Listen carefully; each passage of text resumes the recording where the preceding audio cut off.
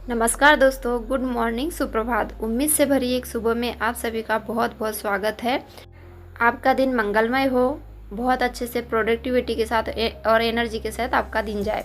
तो यहाँ अभी टाइम हो रहा है 4:38 का और आज मेरे दिन की शुरुआत हुई थी 4:30 बजे। तो फ्रेश वगैरह होते तक 10 से 15 मिनट का टाइम ऐसे ही निकल जाता है। और उसके बाद मैंने पूरे सारे घर को झाड़ू लगाई है। झाड़ू लगाने के बाद मैं भी सारा पोछा लगाऊंगी और उसके बाद फिर नहाने जाऊंगी। हर दिन की सुबह उगता सूरज को हमारे लिए बहुत कुछ नया लेके आता है। ज़रूरत होती है हमें उस चीज़ को समझने की, और जो बीता कल गया उसकी अपेक्षा आज के दिन को बेहतर बनाने की कोशिश। और हमेशा कोशिश करें कल का जो दिन गया उससे बेहतर आज का दिन बने। कल जो भी कमी रही हो हमारे तैयारी में, वो कमी को दूर करके आज का जो दिन है उसको बेहतर बनाने की कोशिश करें। उस कमी पे काम करने की, उस कमी को दूर करने की कोशिश करें। तो यहाँ मेरा अभी सारे घर को हो गया है पोछा लगा के, उसके बाद मैं भी नहा लेती हूँ। तो अभी मेरा सारा काम निपटते तक सारा काम मैंने मॉर्निंग का काम, झाड़ू पोछा नहाना धोना पूजा वगैरह करके अभी हो रहा है 6, मतलब हुआ है 5:50। और डेली मतलब आज है सैटरडे, तो सैटरडे को थोड़ा मुझे ज़्यादा काम होता है मॉर्निंग के टाइम पे। मतलब सारे घर को पोछा लगाने होता है, फिर हेयर वॉश भी करना होता है और सारे पूजा के बर्तन वगैरह भी धोना होता है। तो इसलिए आज थोड़ा लेट हो गया, नहीं तो मेरे 1 घंटे में सारा काम निपट जाता है और उसके बाद मैं 5:30 बजे अपनी स्टडी में लग जाती हूँ। तो यहाँ मैडम ने जो भी यूट्यूब पे क्लास ली थी मैंने कल रात को, वो 2-3 क्लास जितनी भी मेरी बाकी थी उसको मैंने कंप्लीट किया है। आज एक क्लास बाकी भी रह गई थी आई चैप्टर की, तो मैं अभी यूट्यूब से आई चैप्टर कंप्लीट कर रही हूँ। आज रास्ता बना लिया है तो कल मंजिल भी मिल जाएगी।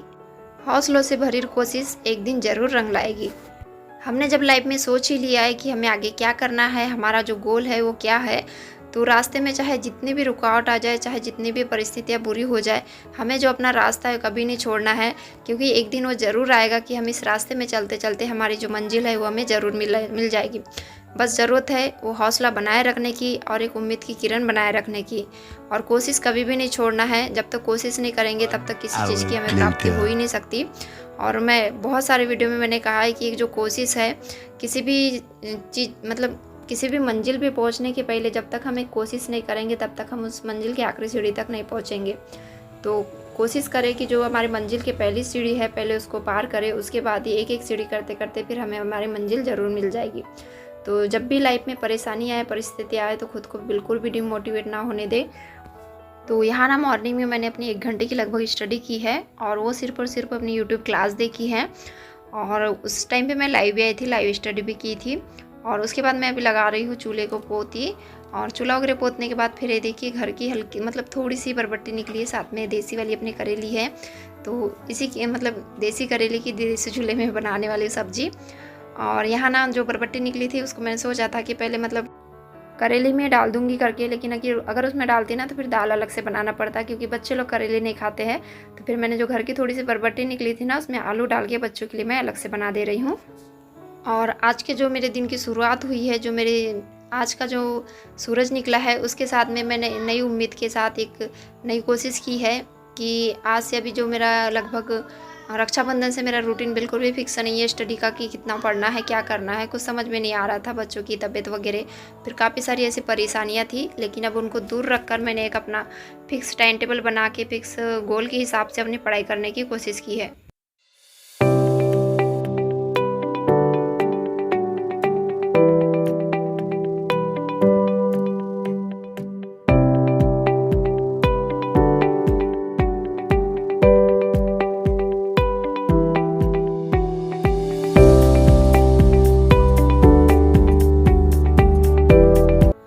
और सच में यार टाइम इतना रेत की तरफ फिसलता है कि कुछ समझ में ही नहीं आता। और पता है अभी एनसीईआरटी की मेरे 10th क्लास की मतलब आज मैंने काउंट किया है तो 5 चैप्टर बाकी है। 9th क्लास के 2-3 चैप्टर बाकी है। तो मैं पूरी 9th एंड 10th क्लास की एनसीईआरटी कंप्लीट करने के बाद मैं वर्ग 3 की भी तैयारी में लगने वाली हूँ, क्योंकि समय ऐसे ही निकलते जाएगा और इकट्ठे से नोटिफिकेशन आएगा तो उसके बाद हमें कुछ समय ही नहीं मिलने वाला है। तो बस एक बार मेरा 9th 10th का पूरा रिवीजन हो जाए और साथ ही में फिर जो यूट्यूब पे प्रैक्टिस चल रही हो तो मैं कर ही रही हूँ, और साथ में फिर नोट्स की भी मैं बुक के साथ में फिर नोट्स भी रिवाइज करते जाती हूँ। तो बस इस तरीके से भी मेरे वर्ग 2 की साइंस की तैयारी चल रही है। उसके बाद फिर मैं अपनी वर्ग 3 की भी तैयारी स्टार्ट कर दूँगी। तो यहाँ मैंने अभी सब्जी चावल मेरा बन गया है और रोटियाँ भी सेक लेती हूँ मैं तवे पे। और उसके बाद फिर अपने फिर से मेरे काफ़ी सारे काम है वो थोड़ी थोड़ी निपटाऊंगी। और नीरू की अभी तबीयत ठीक नहीं हुई है तो परेशान भी कर रही है थोड़ा। हे गाइस, अभी ना बज रहा है 11 और ये मेरी परो रानी माय प्रिंसेस बोल रही है कि मुझे साथ में सुला दो, मुझे सोना है पर आँख बंद नहीं हो रही है। अभी होने को है 11 और मेरा काम बहुत सारा पड़ा हुआ है। कपड़े धोने के हैं, थोड़े से गेहूँ चावल साफ करने के हैं, फिर बहुत सारी पढ़ाई करने की है और इसको सूझ रही है मस्ती अभी। तो आप लोग बने रहिए वीडियो में एंड तक। मैं इसको थोड़ा सा सुला देती हूँ, उसके बाद कंटिन्यू करूँगी। बाय बाय कर दो, जल्दी सो जाओ, बाय करो। और यहाँ फिर ना मैंने नीरू को सुला दी थी और सुलाने के बाद फिर कपड़े वगैरह धोए हैं। कपड़े वगैरह धोने के बाद फिर मैं गेहूँ साफ़ कर रही हूँ, थोड़े से चावल साफ़ करूँगी। और ये आटे के लिए है गेहूँ भी एंड चावल भी। तो अभी आटा मेरा दोनों ख़त्म हो गया है, गेहूँ चावल का एंड बेसन का। तो मतलब तीनों चीज़ मेरे को पिसवाने भिजवाना है, तो बस तैयार करके रख रही हूँ क्योंकि ये चीज़ें तैयार होती है तो किसी भी समय वो पिसवा के ला लेते हैं। तो बस अपनी तरफ से मुझे चीज़ें पूरी फिनिश करनी है, तैयार कर रखना है। फिर वो चाहे मतलब उनको जितने टाइम जब मिले हो तब अपने हिसाब से पिसवा के ला लेंगे। तो यहाँ ना एक दिन अभी धूप निकली थी तो मैंने गेहूँ भी बहुत अच्छे से सुखा दिए थे, क्योंकि बरसात की वजह से गेहूँ सारे मतलब ना नम से हो जाते हैं और उनमें कीड़े भी लग जाते हैं। तो अच्छी धूप लग जाए कड़कना तो फिर सारी चीज़ें अच्छे से साफ़ हो जाती है, उतनी मेहनत नहीं लगती है फिर।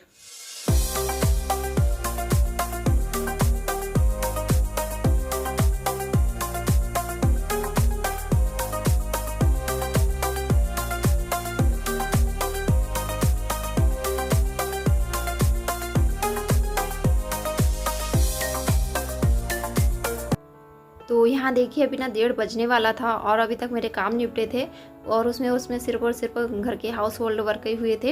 एंड सुबह जो मैंने पढ़ाई की थी 1 घंटे की, वही अभी तक कर पाई थी। तो अभी का जितना भी दिन बाकी है उसको मैंने इस तरीके से डिवाइड किया है और कोशिश करूँगी पूरा मैं 100% को मतलब उसको पूरा फॉलो कर पाऊँ। लेकिन मैंने जितने घंटे में अपनी स्टडी उसको डिवाइड किया था ना, तो वो मतलब बहुत जल्दी निपट गई थी। मैंने आई चैप्टर का पूरा मुझे MCQ बुक रीड करनी थी एक बार डबल से, मैं हमने यूट्यूब पे करवाई है। उसके बाद मेरी जो नोट्स बनी है उसको नोट्स रिवाइज़ करना था और जो MCQ थे वो रिवाइज़ करना था एंड जो मेरे पास PDF है उसकी MCQ रिवाइज़ करना था। तो इस तरीके से मैंने 2 घंटे का टाइम उसको दिया था, सॉरी 1.5 घंटे का, 1:30 बजे से 3 बजे तक।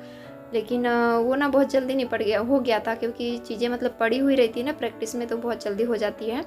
तो वो 1.5 घंटे में मेरा सारा कंप्लीट हो गया था। उसके बाद फिर मुझे अपना घर का काम करना था, जैसे लंच वगैरह, उसके बाद बर्तन वगैरह और बच्चों को थोड़ा सा देखना। उनको थोड़ा सा अभी तबीयत वगैरह ख़राब है ना, अभी घर में है तो थोड़ा सा वो खेलना कूदना, उनका बाहर घूमना थोड़ा सा ज़्यादा चल रहा है। मतलब होता है ना, हमारा गांव का माहौल है तो बच्चे सिर्फ और सिर्फ घर में नहीं रहते हैं, मोहल्ले में बच्चों के साथ खेलेंगे ही खेलेंगे, चाहे कितनी भी तबीयत ख़राब हो, कितना भी मतलब हो घर के अंदर वो कभी कैद नहीं रहते हैं। तो यहाँ बस मैं अपने स्टडीज़ पे से 1-2 बार उठ के भी देख रही थी कि कहाँ खेल रहे कहाँ है करके। ऐसा नहीं कि खेल रहे थे कहीं बाहर जाएंगे, बस घर के बाहर ही खेलते हैं। और फिर मैं अपने साथ में स्टडी भी करते जा रही हूँ।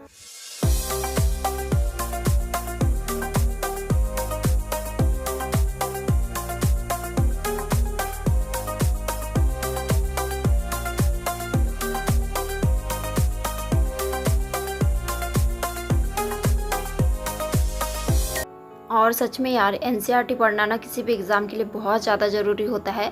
जब मैं भी NCERT पढ़ रही हूँ ना, तब मुझे चीज़ें समझ में आ रही है। चाहे हम किसी का कितना ही बड़ा कोर्स ले लें, कितना ही मतलब वो कह दे कि हमने अपने तरफ से पूरा पढ़ा लिया है, लेकिन NCERT पढ़ना बहुत ज़रूरी होता है। मैं जैसे आपको बता रही हूँ ना, मेरे पास PDF है MCQ की, तो उस पर अलग अलग एग्ज़ाम में पूछे गए क्वेश्चन है साइंस के। लेकिन वो जो क्वेश्चन है ना, वो जो मैं NCERT रीड कर रही हूँ वहीं से उठाए गए हैं और ऐसा नहीं कि उसको चेंज करके कुछ दिया गया है। A to Z वही लाइन उठा के दे दी गई है जो NCERT में लिखी हुई होती है। तो बस हमें ज़रूरत होती है NCERT को एकदम डीपली पढ़ने की, समझ के पढ़ने की।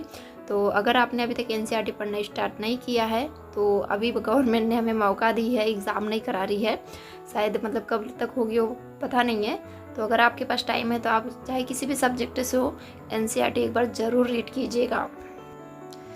तो यहाँ दोपहर में ना मैं सारा मतलब उस टॉपिक को पूरा फिनिश ही कर रही हूँ, IMCQ को आई चैप्टर के MCQ, और उसमें जो होता है परावर्तन अपवर्तन, वो सारी चीज़ें हैं। और इसके बाद फिर लाइट चैप्टर स्टार्ट होगा, तो लाइट चैप्टर का भी सारा करना है। तो आज का जो मेरा एनसीईआरटी का आई चैप्टर था, आई चैप्टर से रिलेटेड जितने भी टॉपिक थे वो सारे मेरे आज कंप्लीट हो गए हैं। और उसके बाद बीच बीच में बच्चे भी आ रहे थे, थोड़ा सा उनको भी देखना पड़ रहा था। एक हाउसवाइफ की लाइफ, एक टीचिंग एस्पिरेंट मदर की लाइफ ऐसी होती है, सारा चीज़ मैनेज करके चलना पड़ता है। तो यहाँ आ गई है नीरू, और यहाँ भी टाइम हो रहा था लगभग 3, तो मेरा भी अभी सारा सब कुछ कंप्लीट हो गया है। तो मैं भी आज का वीडियो यहीं से एंड करती हूँ। वीडियो पे नए हैं तो वीडियो को लाइक शेयर एंड चैनल पे नए तो चैनल को जरूर सब्सक्राइब कीजिएगा।